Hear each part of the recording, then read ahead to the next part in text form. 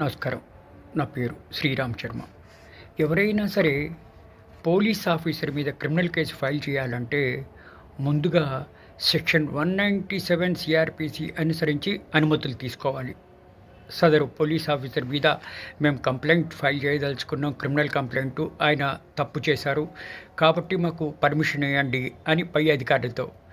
కానీ సుప్రీంకోర్టు ఒక చాలా చక్కటి తీర్పు ఇవ్వడం జరిగింది. ఇద్దరు జడ్జిల ధర్మాసనం జస్టిస్ జేబీ పర్దేవాలా, జస్టిస్ మనోజ్ మిశ్రాతో కూడిన డివిజన్ బెంచ్. ఒకవేళ సదరు పోలీస్ ఆఫీసర్లు తమ పదవుల్ని అడ్డుపెట్టుకుని తప్పుడు కేసులు ఫైల్ చేసినా, తప్పుగా బిహేవ్ చేసినా, ఇటువంటి కేసుల్లో పై అధికారుల నుంచి అనుమతులు తీసుకునే అవసరం లేదు, డైరెక్ట్గా ప్రైవేట్ కంప్లైంటు సదరు పోలీస్ ఆఫీసర్ల మీద ఫైల్ చేయొచ్చు అని చెప్పేసి ఇట్లా తీర్పు ఇవ్వడం జరిగింది.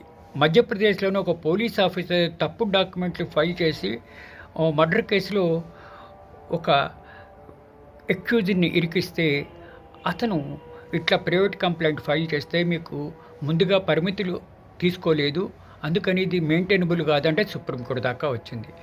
ఎవరైనా పోలీస్ ఆఫీసర్లు తమ డ్యూటీలో కాకుండా డ్యూటీని అడ్డు పెట్టుకుని తప్పుడు కేసులు ఫైల్ చేస్తే అటువంటి పోలీస్ అధికారుల మీద క్రిమినల్ కేసు ఫైల్ చేయడానికి అనుమతులు తీసుకునే అవసరం లేదు. సెక్షన్ 197 సిఆర్పిసిని అనుసరించి అని చెప్పేసి ఈ విధంగా ఆదేశాలు ఇవ్వడం జరిగింది.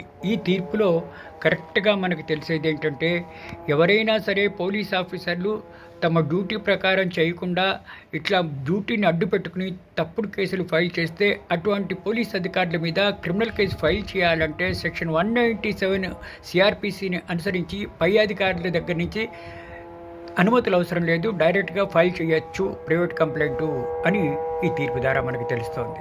Thank you.